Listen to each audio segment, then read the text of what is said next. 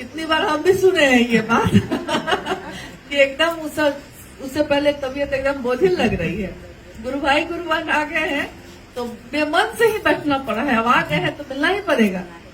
साहब की तबीयत इतनी बिगड़ी हुई कभी कभी रहती थी कि हम लोग कह देते थे कि नहीं मिल पाएंगे लगता है आज। और साहब भी उससे पहले यही बोलते रहते थे, आज मैं किसी से नहीं मिलूंगा।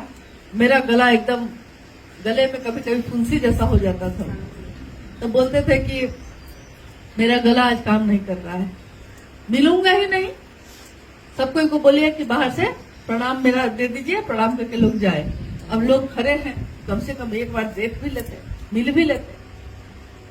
लास्ट में थक के वो कहते कि ठीक है भेजो।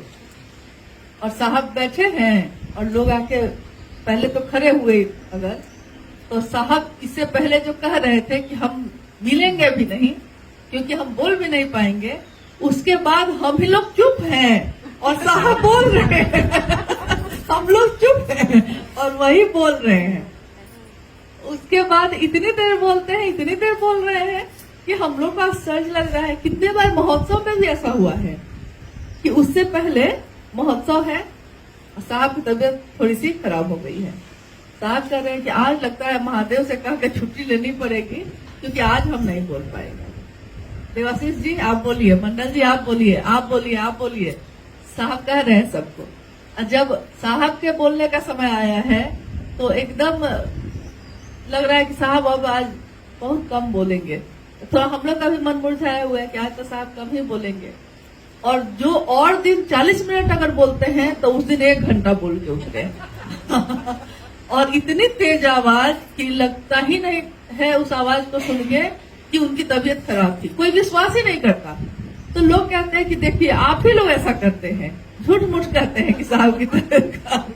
तो हम लोग कहते हैं साहब को कि सबके सामने कौन हम लोग झूठा बन जाते हैं। देखिए क्या हुआ है जिसके मन में यह चाहत है कि शिव के प्रति समर्पण है, शिव के प्रति प्रेम है, लगाव है, तो जिस चीज के लिए हमारे मन में लगाव होता है वो काम जब हम करने लगते हैं तो हम अपनी शारीरिक अवस्था भी भूल जाते हैं।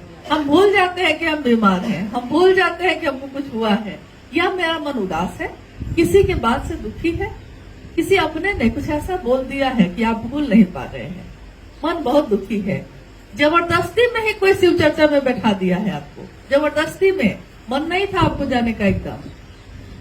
जब आप वहां बैठ गए हैं तो लोग जब शिव चर्चा कर रहे हैं, हरा बोला कर रहे हैं, तो कुछ ही क्षण के बाद आपको याद भी नहीं है कि आपके साथ कुछ हुआ था सुबह में, आपको याद भी नहीं है क्या हुआ है। कि आध्यात्मिक चीजों का लगाव, मिलन जब मन से होता है और उस मन से जब वो आध्यात्मिक ऊर्जा मिलने लगती है तो शरीर पे भी उसका असर होता है और शरीर आपका वही जो बहुत बीमार था स्वस्थ हो गया। बहुत ऐसे गुरु बहन जिनके घुटने में दर्द रहा है या चलने में काफी दर्द है, जब वो आती साहब से कहने कि हम नहीं जा पाते हैं तो साहब कहते हैं कि तुम थोड़ा सा शिव चर्चा में जाओ ना, थोड़ा सा जाओ, साप्ताहिक चर्चा जो बगल में है उतना ही तक जाना आना, सड़क पे कोई मिल जाए तो उसी से बात करना, कोई सब्जी वाला रिक्शा वाला मिल जाए उसी से बात करना।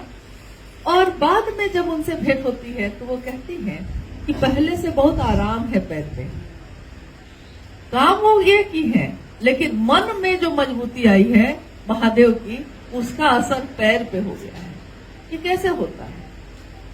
इसीलिए मैंने कहा कि आप इस काम को जरूर करिएगा, आप स्वयं करिएगा, क्योंकि इस काम को आपको खुद ही करना पड़ेगा। महादेव से दया मांगना, महादेव की बात करना, महादेव को नमन करना, ये हर व्यक्ति को खुद करना पड़ता है क्योंकि उसकी अपनी यात्रा है।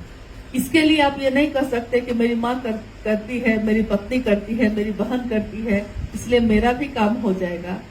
काम तो थोड़ा सा हो ही जाएगा, गुणात्मक होता है, सुख भी और दुख भी, लेकिन थोड़ा सा से आपका काम चलेगा नहीं, जीवन चलेगा नहीं।